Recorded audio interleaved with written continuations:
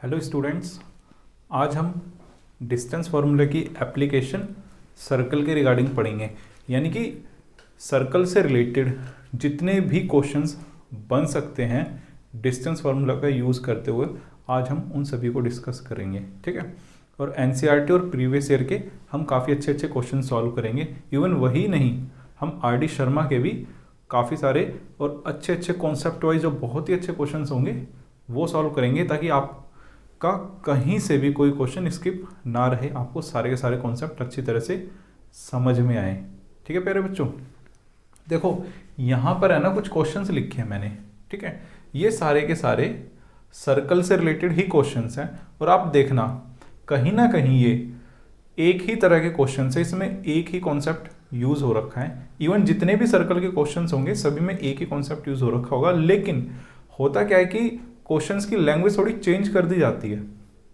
तो बच्चों को लगता है कि क्या ये मैंने क्वेश्चन किया है, तो बच्चों को क्या लगता है कि पेपर में इस तरह का तो कोई क्वेश्चन मैंने किया ही नहीं है, तो उन्हें लगता है बिल्कुल नया क्वेश्चन है, लेकिन ऐसा होता नहीं है।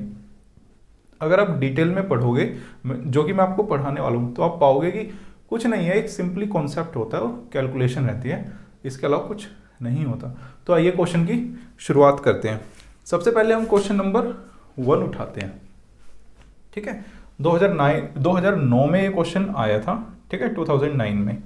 अब देखो आपको करना क्या है कि हर क्वेश्चन को पहले आपको विजुअलाइज करना है कि क्वेश्चन में इंफॉर्मेशन क्या गिवन है मेरे पास, और अगर मैं इसमें डिस्टेंस फार्मूला लगा रहा हूँ तो मेरे उसमें डिस्टेंस फार्मूला लगाने का लॉजिक क्या है, कॉन्सेप्ट क्या है, क्यों मैं लगा रहा हूँ। ठीक है, तो आपको चीज़ों को विजुअलाइज करना, आपको देखना है अच्छी तरह से।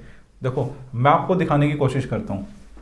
ये कहता है कि if the points A and B, और इसके कोई कोऑर्डिनेट्स दिए हुए हैं मेरे पास, आर ऑन द सर्कल। ये क्या है, सर्कल पर है। सर्कल पर इसका मतलब है कि सर्कल के सरकमफेरेंस पर, यानी कि यहां पर कहीं पॉइंट। ठीक है, सर्कल पर है इसका मतलब ये नहीं कि अंदर होगा, ऐसा नहीं। ठीक है, तो सबसे पहले तो आप ये कंफ्यूजन को दूर करो कि जो भी पॉइंट की यहां मैं बात करूंगा ना वो उसकी सरकमफेरेंस पर होगा। ठीक है, और उस सर्कल का सेंटर क्या है, 2,3। ठीक है, तो ये चीज तो आपको क्लियर है कि आपको एक सर्कल दे रखा है जिसका सेंटर है ओ, और ओ के कोऑर्डिनेट्स है 2,3, और जो दो पॉइंट्स है ना इस सर्कल के ऊपर लाई करते हैं वो क्या है, ए और बी। ए के जो कोऑर्डिनेट्स है वो क्या है 4,3, और जो बी के कोऑर्डिनेट्स है वो क्या है x,5। अब आप एक चीज देखो, अगर आपको सर्कल की थोड़ी बहुत भी नॉलेज है तो आपको पता होगा कि सेंटर से अगर सरकमफेरेंस पर कोई पॉइंट है, यानी कि यहां से लेके यहां तक, ये मेरे पास होती है रेडियस। क्या होती है, रेडियस। और रेडियस यहां पर हर पॉइंट पर सेम ही होगी, यानी कि रेडियस इस पॉइंट पर भी सेम होगी और इस पॉइंट पर भी सेम होगी, यानी कि जो रेडियस यहां है वही रेडियस यहां होगी। तो एक चीज तो मेरे पास क्लियर है कि इसका जो डिस्टेंस है वो इसके इक्वल होगा, इसीलिए मैं डिस्टेंस फॉर्मूला यहां अप्लाई करूंगा। क्यों, क्योंकि देखो रेडियस है ना, तो इन दोनों कोऑर्डिनेट्स के बीच का डिस्टेंस है जो सेम होगा, और ऐसे ही यहां पर इन दोनों कोऑर्डिनेट्स के बीच का डिस्टेंस होगा सेम। तो यहां से आपको एक चीज तो पता ही चल गई ना कि आपका हर हालत में ए ओ इक्वल होगा बी ओ के। ठीक है, ये दोनों के दोनों इक्वल ही होंगे। आइए अब हम उनको कैलकुलेट भी कर लेते हैं, क्योंकि जब आप कैलकुलेट करोगे तभी तो आपके पास वेरिएबल की वैल्यू आएगी ना, वही तो आपको बतानी है ना। सिर्फ इतना ही है क्वेश्चन में, इससे ज़्यादा कुछ नहीं है। तो आइए कैलकुलेट करते हैं हम ए ओ को, और बड़े ध्यान से देखना। ठीक है, मैं क्या करता हूँ कि जब डिस्टेंस फार्मूला इसमें लगाऊंगा तो फर्स्ट कोऑर्डिनेट इसको ले लूंगा, सेकंड कोऑर्डिनेट इसको। ऐसे ही जब इसमें लगाऊंगा तो फर्स्ट कोऑर्डिनेट इसको ले लूंगा, सेकंड कोऑर्डिनेट इसको। ठीक है, तो मेरे पास ए ओ क्या आ गया, मेरे पास ए ओ मेरे पास आ गया 4 - 2 whole square plus 3 - 3 whole square. ठीक है, ये रूट कभी भी पीछे नहीं रहना चाहिए, बिल्कुल बराबर चलना चाहिए, थोड़ा आगे ही चला जाए कोई बात नहीं। ये आ जाएगा मेरे पास 4 + 0, ये आ जाएगा √4, यानी कि ये आ जाएगा 2। ठीक है, ऐसे ही आपको बी ओ कैलकुलेट करना है। बी ओ मेरे पास आ जाएगा √x - 2 का होल स्क्वायर प्लस 5 - 3 का होल स्क्वायर, यानी कि 4। ठीक है प्यारे बच्चों। अब देखो आपके पास AOB रेडियस है, ठीक है, और BOB रेडियस है, तो दोनों के दोनों इक्वल होंगे, तो रीजन लिख दो because AO and BO are radius. अगर ये रेडियस है तो दोनों के दोनों इक्वल होंगे, ठीक है। तो AO क्या आया था मेरे पास 2, BO के इक्वल रख दो, यानी कि x माइनस 2 का होल स्क्वायर प्लस में 4। इसको मैंने आगे सॉल्व नहीं किया, इसका एक रीजन है, ठीक है। मैं क्या करता हूँ, स्क्वायरिंग बोथ साइड कर देता हूँ, स्क्वायरिंग बोथ साइड्स, ठीक है, कर दी मैंने स्क्वायरिंग बोथ साइड। तो ये आ जाएगा 4 इज इक्वल्स टू, ये रूट तो हट ही जाएगा, तो ये जाएगा x माइनस 2 का होल स्क्वायर प्लस में 4, यही रीज़न था, ठीक है। अब देखो आपको कुछ फैक्टराइज वगैरह करने की कोई ज़रूरत नहीं है। x माइनस 2 का होल स्क्वायर क्या आ गया 0, तो यहाँ से आपके पास x की क्या वैल्यू आ गई 2। देखो कितना इजी क्वेश्चन था, ठीक है। जो कॉन्सेप्ट प्यारे बच्चों इस क्वेश्चन में था ना, सेम यही कॉन्सेप्ट बाकी के दोनों क्वेश्चन में भी, क्वेश्चन नंबर 2 में भी, क्वेश्चन नंबर 3 में भी, इवन कोई सा भी क्वेश्चन इस तरह का मिलता है आपको, कॉन्सेप्ट यही होगा, ठीक है। तो जैसे हमने क्वेश्चन नंबर फर्स्ट किया है ना, क्वेश्चन नंबर 2 करते हैं, लेकिन क्वेश्चन नंबर 2 मैं आपको पहले ही क्लियर करना चाहता हूँ कि क्वेश्चन नंबर 2 थोड़ा लेंथी क्वेश्चन है। तो जनरली मैक्सिमम लोग क्या करते हैं कि एक क्वेश्चन कराने के बाद बाकी क्वेश्चन को असाइनमेंट दे देते हैं या फिर कराते ही नहीं है, लेकिन मैं आपको पर्टिकुलरली क्वेश्चन नंबर 2 कराऊंगा क्योंकि ये बहुत ही इंपॉर्टेंट क्वेश्चन है, ठीक है। और इसमें कॉन्सेप्ट भी सेम ही है भले ही, लेकिन कैलकुलेशन इसमें लेंथी है। तो कैलकुलेशन लेंथी होने की वजह से कई बार बच्चे क्या करते हैं, क्वेश्चन को स्किप कर देते हैं, लेकिन मैं आपको कोई मौका नहीं देना चाहता कि आप कोई क्वेश्चन अवॉइड करो। मैं चाहता हूं कि आप हर एक क्वेश्चन, हर एक कॉन्सेप्ट को हमारे साथ अच्छे तरह से समझते हुए चलो, फिर देखना आपका स्कोर कितना इंप्रूव करेगा। आपको अगर चीज़ें सारी की सारी आएंगी तो आप देखना क्वेश्चंस भी आप इजीली कर पाओगे।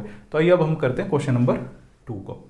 तो देखो ये क्वेश्चन नंबर 2 मेरे पास क्या कहता है, points A and B, A के भी कुछ कोऑर्डिनेट्स है और B के भी कुछ कोऑर्डिनेट्स है, लाई ऑन अ सर्कल। ये सर्कल के ऊपर लाई करते हैं, सर्कल के ऊपर लाई करने का मतलब है उसके सरकमफेरेंस पर, ठीक है, विद सेंटर O के भी कोऑर्डिनेट्स है। आपसे देखो पूछा गया है find the values of y, यहां पर इन्होंने लिख रखा वैल्यूज, ठीक है, यानी कि ये तय है कि 2 वैल्यूज आएंगी, ठीक है, इसीलिए उन्होंने प्लूरल में लिखा है। Hence find the radius of the circle, और आपको y की वैल्यू कैलकुलेट करने के बाद इस क्वेश्चन में रेडियस भी फाइंड आउट करनी है, ठीक है। और ये देखो 2014 में आया हुआ क्वेश्चन है। मैं आपको इसको करने का तरीका बताता हूं और लिखने का भी तरीका बताता हूं, ठीक है। अब पहले हम क्या काम करते हैं कि क्वेश्चन को ना ग्राफिकली थोड़ा देखते हैं, क्योंकि अगर आप क्वेश्चन को देख पाओगे तो कहीं ना कहीं खुद सोच भी पाओगे क्वेश्चन को कि मुझे कैसे करना है, ठीक है। तो आइए क्वेश्चन को पहले ग्राफिकली थोड़ा समझते हैं, हम चीज़ों को विजुअलाइज करते हैं कि बोला क्या गया है। मेरे पास ये मान लो एक सर्कल है, ठीक है, जिसका कि मेरे पास सेंटर क्या है O, और O के जो कोऑर्डिनेट्स है 2, -3y, ठीक है। अब 2 पॉइंट्स इस सर्कल के ऊपर है, सर्कल के ऊपर का मतलब ये नहीं कि यहां, यानी कि इसके सरकमफेरेंस पर, यानी कि A -1, y, और जो दूसरा पॉइंट है वो है B 5, 7। देखो प्यारे बच्चों, जो अभी हमने लॉजिक लगाया था बिल्कुल वही लॉजिक लगाना है कि कोई भी पॉइंट अगर सरकमफेरेंस पर है तो वो क्या कहलाएगा, रेडियस। तो ये भी रेडियस है और ये भी रेडियस। आपको पता है कि सर्कल की रेडियस यूनिक ही होती है, एक सर्कल की एक ही रेडियस होती है, तो यानी कि ये भी इक्वल होगी और ये भी इक्वल होगी। ऐसा तो है नहीं कि ये बड़ी वैल्यू होगी छोटी, ऐसा तो बिल्कुल नहीं है। तो रेडियस तो हर एक पॉइंट पर, यहाँ पर हर एक पॉइंट पर सेम ही होगी ना, चाहे 3 पॉइंट, 4 पॉइंट, 5 पॉइंट, चाहे जितने भी आ जाए, हर एक पॉइंट से जो सेंटर का डिस्टेंस है या फिर आप रेडियस कह लो सेम ही होगी। अब देखो जो रेडियस है वो है क्या, इन दोनों पॉइंट्स का डिस्टेंस, और यहाँ पर क्या है, इन दोनों पॉइंट्स का डिस्टेंस। इसीलिए मैं इसमें डिस्टेंस फार्मूला का यूज़ करूँगा। क्या यूज़ करूँगा कि इन दोनों के बीच का मैं डिस्टेंस निकालूंगा, ठीक है, उसको इन दोनों के बीच का डिस्टेंस निकाल के इक्वेट कर दूंगा, तो मेरे पास y की वैल्यू आ जाएगी। इसीलिए मैं यहाँ पर डिस्टेंस फार्मूले का यूज़ करूँगा। आपको पता भी होना चाहिए कि मैं डिस्टेंस फार्मूले का यूज़ क्यों कर रहा हूँ, ठीक है। तो आइए हम इसका सॉल्यूशन करते हैं और बिल्कुल डिटेल में करेंगे सॉल्यूशन अच्छी तरीके से। तो ये बात तो तय है आपके पास कि जो AO है वो BO के इक्वल होगा। तो आप एक काम करो, AO को सबसे पहले कैलकुलेट करो, वो आएगा आपके पास -1 -2, यानी कि मैं डायरेक्ट लिख रहा हूँ -3 का स्क्वायर, यानी कि ये आ जाएगा 9 plus y minus of -3y, तो ये हो जाएगा 4y स्क्वायर, यानी कि 16y स्क्वायर। ठीक है, ऐसे ही आपके पास BO क्या आएगा, √5 - 2 यानी कि 3 का स्क्वायर यानी कि 9 प्लस 7 -3y यानी कि ये जाएगा 7 प्लस 3y का होल स्क्वायर। इसको अगर मैं आगे सॉल्व करना चाहूँ तो कर लेता हूँ, वैसे मत करो अभी, क्या पता कुछ चीज़ें कट पिट जाए। ठीक है, आपको पता है कि AO इक्वल होगा BO के, क्योंकि दोनों के दोनों रेडियस है। तो अब इन दोनों को इक्वेट कर दो ना, तो इसका मतलब क्या आएगा कि √9 प्लस में 16y स्क्वायर, ये किसके इक्वल होगा, √9 प्लस में 7 प्लस में 3y का होल स्क्वायर। ठीक है, अब मैं क्या करूँगा, रूट हटाने के लिए स्क्वायरिंग बोथ साइड कर दूंगा। क्या कर दूंगा, स्क्वायरिंग बोथ साइड। अब यहाँ पर आ जाएगा 9 plus 16y square is equals to 9 plus 7 plus में 3y का होल स्क्वायर। देखो इस 9 से ये 9 कैंसिल। ठीक है, यहाँ पर आ जाएगा आपके पास 16y square is equals to 49 plus 9y square plus 42y। इनको यहाँ पर ले आओ सारी टर्म्स को, तो ये हो जाएगा 7y square minus 42y minus 49 is equals to 0। अब यहाँ से देखो 7 हर जगह है, तो 7 को हटा दो, कॉमन लेके उस तरफ ले जाओ तो वो 0 हो जाएगा। y square minus 6y minus 7 is equals to 0। इसका क्या करो, फैक्टराइजेशन कर दो, तो ये आ जाएगा मेरे पास y square minus 7y plus y minus 7 is equals to 0। y minus 7 plus 1 common लिया y माइनस 7। तो देखो आपके पास y की दो वैल्यू आ गई, एक आ गया -1 और एक आ गया 7। ठीक है, अगर y की दो वैल्यू आई है तो रेडियस भी दो ही आएंगी। अब देखो केस 1 क्या बनता है, y इज इक्वल्स टू -1। ठीक है, तो रेडियस चाहे आप AO से निकालो चाहे BO से निकालो, कुछ फर्क नहीं पड़ता, आपके पास सेम ही आएगी। ठीक है, मैं क्या करता हूँ, AO से कैलकुलेट करता हूँ, तो मेरे पास है AO रेडियस ही है ना, ये क्या आ जाएगा 9 प्लस 16 माइनस 1 का होल स्क्वायर, ये आ जाएगा 9 प्लस 16 यानी कि 5। ठीक है, तो एक तो रेडियस क्या आ गई मेरे पास 5 केस 1 में। ठीक है, अब केस 2 में y क्या होगा 7, तो AO क्या होगी, रेडियस होगी, ये क्या हो जाएगा 9 प्लस 16 फिर 7 का स्क्वायर। तो ये मेरे पास सॉल्व करा के आएगा √793। ठीक है प्यारे बच्चों, तो इसमें दो आंसर होंगे। ये काफ़ी लेंथी क्वेश्चन था। ठीक है, मैक्सिमम जगह क्या होगा कि आपको इस तरह के क्वेश्चंस शायद अवॉइड किए जाएं, कराने के लिए आपको सिर्फ कॉन्सेप्ट समझा दिया जाएगा। लेकिन अगर आप हमसे जुड़े हो तो यकीन मानना, चाहे जितना भी मुश्किल क्वेश्चन हो, जितना भी लेंथी क्वेश्चन हो, हम उसका सॉल्यूशन ज़रूर प्रोवाइड कराएंगे और आपको समझाने की भी कोशिश करेंगे साथ साथ, क्योंकि समझाना और कॉन्सेप्ट प्रोवाइड कराना तो हमारा बेसिक प्रायोरिटी है ना। अब देखो क्वेश्चन नंबर 1 हो गया, ठीक है, क्वेश्चन नंबर 2 हो गया। आप देखो सिर्फ पूछने का तरीका उसका अलग है, चीज़ तो वो वही पूछ रहा है। अब देखो क्वेश्चन नंबर 3 मैं आपको बताता हूँ और आप खुद ही इसको ट्राई करना, ये आपके लिए एक असाइनमेंट होगा। ठीक है, तो ये क्वेश्चन नंबर 3 मेरे पास क्या कहता है कि the centre of a circle is, आपको एक सेंटर दे रखा है सर्कल का, क्या है उसके कोऑर्डिनेट्स 2a a-7। ठीक है, ये x कोऑर्डिनेट, ये y कोऑर्डिनेट। अब आपसे पूछ रहा है वो find the values of y if the circle passes through the points, point जो आपके पास क्या है -11,9। ये आपको बोल रहा है कि एक सर्कल है जिसका सेंटर ये है और ये सर्कल इस पॉइंट से पास कर रहा है एंड हैज़ अ डायमीटर 10√2। अब देखो डायमीटर मुझे पता है क्या होता है, डायमीटर सेंटर से पास करने वाली सबसे बड़ी कॉर्ड होती है ना, यानी कि डायमीटर ये है। अगर प्यारे बच्चों देखो डायमीटर ये है, ठीक है, तो रेडियस क्या होगी, डायमीटर का जस्ट हाफ होगा ना, डिवाइडेड बाय 2 कर दो, क्या आ गया 5√2, ठीक है। यानी कि ये चीज़ तो तय है मेरे पास कि यहाँ से लेके यहाँ तक का डिस्टेंस 5√2 होगा। अब आप क्या करो, ये मान लो ये ए के कोऑर्डिनेट्स है, ये सेंटर है सर्कल का। अब आपको ये चीज़ दी हुई है ना, ए ओ क्या है 5√2, भाई ए ओ में डिस्टेंस फॉर्मूला लगाओ और उसको 5√2 के इक्वल कर दो, बस इतना ही है। ये क्वेश्चन आप खुद करना, और ये क्वेश्चन आर डी शर्मा में है, ठीक है, आपको मिल जाएगा। और ये देखो एनसीईआरटी एग्जाम्पलर लिखा होगा इसके आगे, एग्जाम्पलर, ठीक है। एनसीईआरटी एग्जाम्पलर का मतलब है कि एनसीईआरटी से रिलेटेड उसके जैसे कॉन्सेप्ट, थोड़ा सा ग्रेड किया हुआ कॉन्सेप्ट होगा, बिल्कुल कहीं ना कहीं वैसा ही क्वेश्चन होगा, ठीक है। तो ये क्वेश्चन आप खुद कर लेना, ये आपको लिंक में भी मिल जाएगा ये क्वेश्चन, जो आपको पीडीएफ प्रोवाइड किया जाएगा। अब आइए एक और टाइप की बात कर लेते हैं, जो कि सर्कल में कई बार पूछी जा सकती है और आपकी एनसीईआरटी में कवर की हुई है, ठीक है।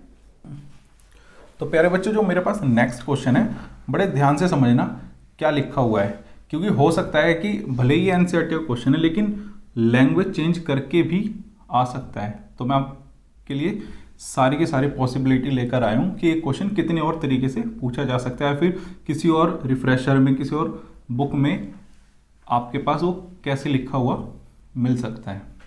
तो आइए बढ़ते हैं हम क्वेश्चन की तरफ। Find the centre of a circle passing through the points. अब आप देखो एक चीज, आपके पास 3 पॉइंट्स दिए हुए हैं, ठीक है, जिनके कोऑर्डिनेट्स ये हैं 6 - 6, 3 - 7, 3,3, ठीक है। अब आप है ना एक चीज समझो, सबसे पहले हम लैंग्वेज की बात करते हैं, क्वेश्चन तो बाद में करेंगे, क्योंकि अगर आपको लैंग्वेज ही समझ में नहीं आई तो क्वेश्चन कैसे कर पाओगे आप। जो मैं आपको समझाना चाहता हूं वो देखो ये चीज है, मान लो मेरे पास 3 पॉइंट्स हैं, ठीक है। अब 3 पॉइंट से मुझे पता है कि ट्रायंगल बनेगा ही बनेगा अगर ये कोलिनियर नहीं है तो, ठीक है। अब इन्होंने यहां पे सेंटर ऑफ अ सर्कल पूछा, तो ऑब्वियसली ये पॉइंट कोलिनियर नहीं होंगे। 3 पॉइंट से मेरे पास क्या बनेगा, ट्रायंगल, ठीक है। अब अगर इस ट्रायंगल में अगर मैं सरकम सेंटर ड्रॉ करना चाहूं तो कैसे होगा, इस पे मैं परपेंडिकुलर बाइसेक्टर डालूंगा, इस पे परपेंडिकुलर बाइसेक्टर डालूंगा और इस पे परपेंडिकुलर बाइसेक्टर डालूंगा।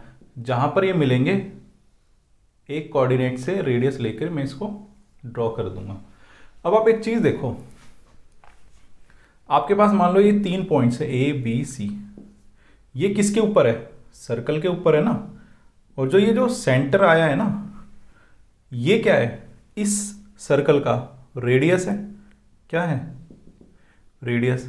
अगर रेडियस है तो हर एक कोऑर्डिनेट से इसका डिस्टेंस क्या होगा, सेम, क्या होगा, सेम। इसीलिए देखो वो पूछ रहा है find the centre of a circle passing through the point, यानी कि ये 3 पॉइंट्स है आपके पास, कोई मान लो ये ए है, ये बी है और ये सी है, ठीक है। अब आपको उस सर्कल के क्या बताना है, उस सर्कल का सेंटर बताना है जो कि इन 3 पॉइंट से पास करता हुआ निकलेगा। अब एक चीज देखो आप, जो ऐसा सर्कल होगा ना उसको मैं कहूंगा, क्या कहूंगा, सरकम सर्कल, सरकम सर्कल। अगर ये सरकम सर्कल है, ठीक है, तो जो इसकी जो रेडियस होगी ना उसी को मैं क्या कहूंगा, सरकम रेडियस, ठीक है। और जो वो सेंटर होगा ना उसी को मैं क्या कहूंगा, सरकम सेंटर। तो आप ये डेफिनेशन ध्यान रख लेना। तो देखो जो दूसरा तरीका है ना क्वेश्चन को पूछने का, जो आपको कई रिफ्रेशर में मिल जाएगा, इवन आर डी शर्मा में मिल जाएगा, अगर मैं इसे कोऑर्डिनेट चेंज कर दूं तो क्या कहता है, find the coordinates of a circumcenter. Circumcenter मैंने आपको क्या बताया, ये पॉइंट, ठीक है। इसके आपको क्या निकालने हैं, कोऑर्डिनेट्स, यानी कि आपको वो कुछ नहीं, सेंटर ऑफ अ सर्कल के कोऑर्डिनेट्स पूछ रहा है, ठीक है। अब अगर मैं इन पॉइंट को अगर ट्रायंगल के रेफरेंस में कहूंगा ना, तभी इसको मैं कहूंगा सरकम सर्कल, सरकम रेडियस और सरकम सेंटर।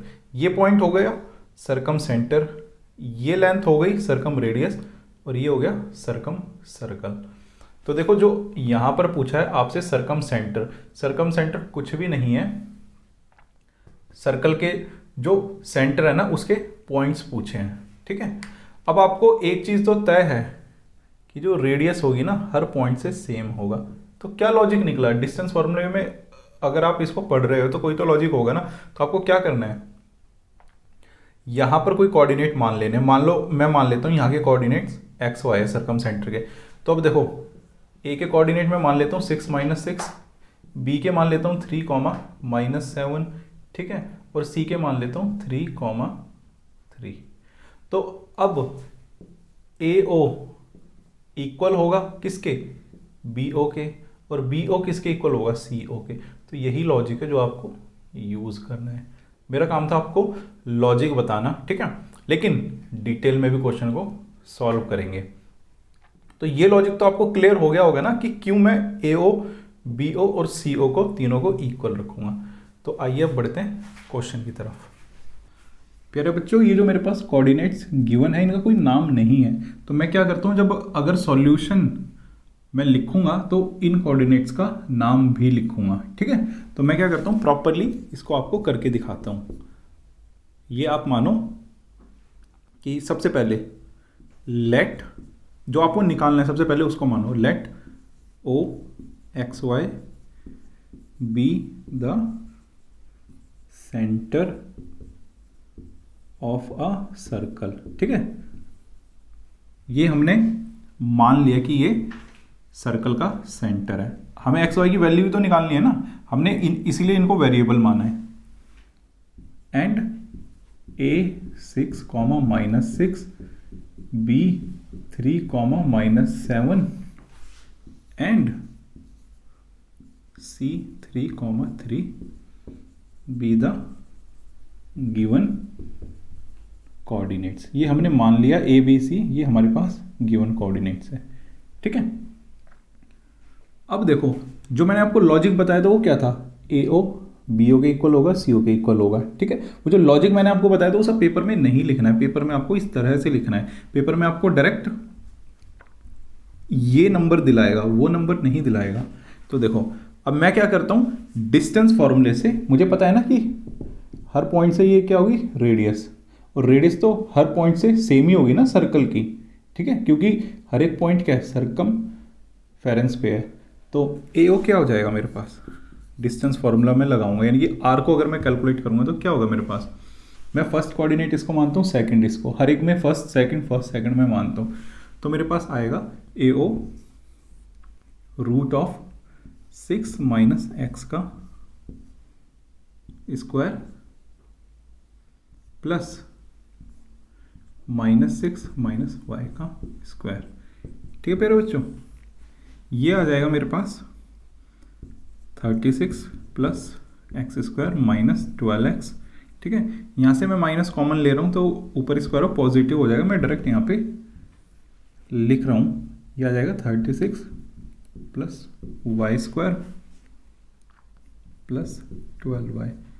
इसको अगर आगे मैं सॉल्व करता हूँ तो मेरे पास आएगा x square plus y square -12x plus 12y plus ये 36 को मैं ऐड कर दूंगा इसके साथ 72, ठीक है। ऐसे ही मैं बी ओ कैलकुलेट करूंगा, बी ओ कैलकुलेट करूंगा तो क्या आएगा मेरे पास 3 - x का whole square plus y plus sorry -y -7 - y का होल स्क्वायर। ये आ जाएगा मेरे पास 9 प्लस x का होल स्क्वायर -6x। अगेन मैं माइनस हटा के, या फिर ये कह लो आप होल स्क्वायर को अगर मैं ओपन करूँगा तो ये आ जाएगा 49 plus y square plus 14y। इसको मैं आगे सॉल्व करूँगा तो ये देखो x square plus y square को लिख दिया मैंने, 6x है यहाँ पे 6x लिख दिया, 14y है 14y लिख दिया, कांस्टेंट कुछ ऐड हो रहे हैं तो वो लिख दो, क्या जाएगा 58, ठीक है, ठीक है। अब मेरे पास इसी तरह से क्या आएगा CO, CO को अगर मैं कैलकुलेट करूँगा तो वो आएगा मेरे पास 3 माइनस एक्स का whole square plus 3 minus y का whole square, 9 plus x square minus 6x plus 9 plus y square minus 6y, ये आ जाएगा x square plus y square minus 6x minus 6y plus 18। तो प्यारे बच्चों मेरे पास आया AO BO CO, ठीक है। और मैंने आपको बताया कि AO इक्वल होगा BO के और BO किसके इक्वल होगा CO के। अब एक काम करो, किसी भी दो को इक्वेट कर दो। मैं क्या करता हूँ, AO को BO के इक्वल कर देता हूँ और BO को CO के इक्वल कर देता हूँ, ठीक है।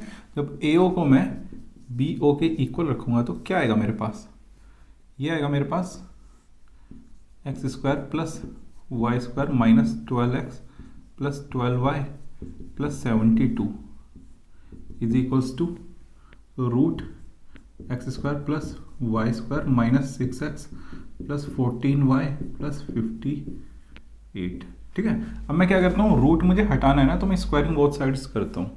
तो ये यहाँ पर आ जाएगा x square plus y square minus 12x plus 12y plus 72 is equals to x square plus y square minus 6x plus 14y plus 58, ठीक है। इस एक्स स्क्वायर से ये एक्स स्क्वायर क्रॉस कर दो, इस वाई स्क्वायर से वाई स्क्वायर क्रॉस कर दो, इसको इस तरफ ले आओ, तो ये क्या हो गया minus 12x plus 6x plus 12y minus 14y plus 72 minus 58 is equals to 0। मैंने क्या किया, राइट हैंड साइड पूरा मैं इस तरफ उठा लाया, तो ये क्या बचा मेरे पास 6x प्लस 6x और वो भी माइनस का minus 2y plus 14 is equals to 0। तो एक काम करो, 2 को कॉमन ले लो, माइनस 2 को कॉमन ले लो, तो ये मेरे पास आ जाएगा 3x plus y plus minus 7 is equals to 0। ये तो आ गई इक्वेशन 1, ठीक है। ऐसे ही मैं जब BO को CO के इक्वल रखूँगा तो क्या आएगा मेरे पास, root x square plus y square minus 6x plus 14y plus 58 is equals to root x square plus y square minus 6x minus 6y plus 18। अब मैं क्या करूँगा, रूट मुझे हटाना है ना, तो मैं स्क्वायरिंग बोथ साइड्स करूँगा, स्क्वायरिंग बोथ साइड्स, तो ये आ जाएगा x square plus y square minus 6x plus 14y plus 58 is equals to x square plus y square minus 6x minus 6y plus 18, ठीक है। अब ये देखो, एक्स स्क्वायर से ये x square cancel, y square से y square cancel, minus 6x से ये कैंसिल, तो क्या हो गया आपके पास यहाँ पे, इसको इस तरफ ले आओ, 14y प्लस 6y 18 माइनस 58, तो क्या आ गया आपके पास 20y is equals to minus 40, तो y की वैल्यू क्या आ गई -2, ठीक है मेरे बच्चों। अब देखो y की वैल्यू आपके पास आई है -2, उसको एक काम करो, आप इक्वेशन नंबर 1 में पुट कर दो, ठीक है। आपके पास क्या था, 3x plus y minus 7 is equals to 0 था ना, y की वैल्यू -2 इसमें पुट कर दो, 3x minus 7 is equals to 0, 3x minus 9 is equals to 0, 3x क्या आ गया 9, तो x की क्या वैल्यू आ गई 3। तो क्या आ गए मेरे पास सर्कल के कोऑर्डिनेट्स, क्या आ गए प्यारे बच्चों 3, -2। तो जो आपने माना था ना सेंटर O, जिसके कोऑर्डिनेट्स x y थे, उसमें पुट कर दो, क्या आ जाएगा आपके पास 3, -2, और यही आपका आंसर है, ठीक है। अब है ना, सेम टाइप के आपको बिल्कुल हर जगह आपको क्वेश्चंस मिल जाएंगे। जैसे मैं अगर चाहूँ, अगर इन कोऑर्डिनेट को चेंज कर दूँ, सपोज करो मैं इनको कर देता हूँ आर डी शर्मा में आपको काफ़ी सारे क्वेश्चन मिल जाएंगे, 8 माइनस 6 और 2 माइनस 2 कर दूं तो आपके पास ये क्वेश्चन आर डी शर्मा में भी मिल जाएगा। और आपको हमने असाइनमेंट में भी ये क्वेश्चन प्रोवाइड कर रखा है। इवन यही क्वेश्चन नहीं, इसके जैसे कई क्वेश्चन आपको मिल जाएंगे, लेकिन लैंग्वेज यही होगी, या तो ये होगी या तो ये होगी। जैसे ही आप क्वेश्चन को देखो तो लैंग्वेज को पहले आइडेंटिफाई करो कि आपने जो किया है वो क्या किया है, क्या उससे मिलता जुलता है। अगर आपके कॉन्सेप्ट स्ट्रॉन्ग है तो थोड़ी बहुत भी अगर इधर उधर लैंग्वेज होती है तो आपको कोई प्रॉब्लम नहीं आने वाली। तो मैंने इससे रिलेटेड कुछ क्वेश्चंस आपके असाइनमेंट में डाले हैं। टेक्निक यही है करने की, तरीका यही है। अगर आपको ये तरीका समझ आ गया, चाहे कोऑर्डिनेट वो कुछ भी दे दे, चाहे जितने भी चेंज कर ले, मैं कहता हूँ कि चाहे हज़ारों क्वेश्चन बन जाए, क्या फ़ायदा उन हज़ारों क्वेश्चन को करने का अगर आपको कॉन्सेप्ट नहीं आता। तो एक क्वेश्चन आता है तो आप 1000 क्वेश्चन ईजिली कर दोगे। तो कोऑर्डिनेट्स चेंज होते रहेंगे, किताब भी चेंज होती रहेगी। अगर आपका कॉन्सेप्ट वहीं की वहीं है तो क्वेश्चन आप इजीली कर पाओगे। मेरा काम था आपको कॉन्सेप्ट से रूबरू करवाना, ठीक है। तो प्यारे बच्चों, आज की क्लास को यहीं ख़त्म करते हैं। मिलेंगे नेक्स्ट क्लास में कुछ और अच्छे और इम्पोर्टेंट टॉपिक्स के साथ, कुछ और बढ़िया कंटेंट के साथ। तो बने रहिए हमारे साथ। नमस्कार, जय हिंद।